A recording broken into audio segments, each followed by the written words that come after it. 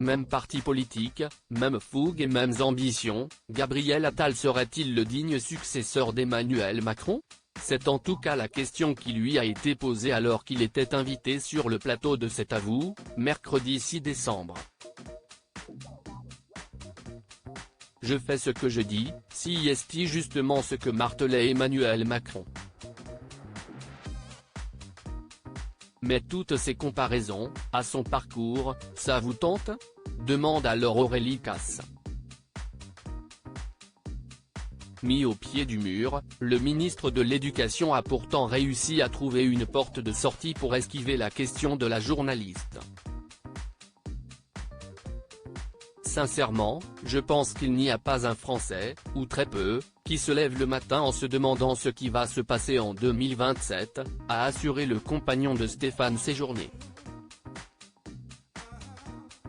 Ils ont encore l'impression de sortir de la dernière élection présidentielle qui a épuisé tout le monde.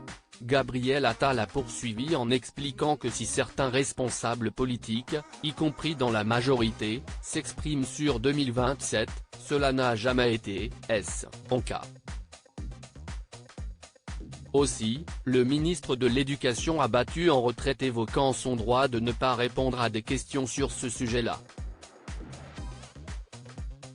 Supérieur à Gabriel Attal, Olivier Dussopt.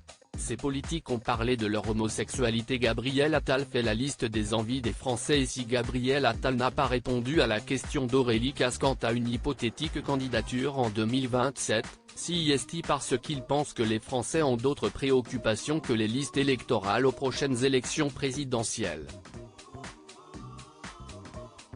Les Français attendent de nous de pouvoir remplir leur caddie, éduquer leurs enfants, se soigner et être en sécurité quand ils rentrent chez eux.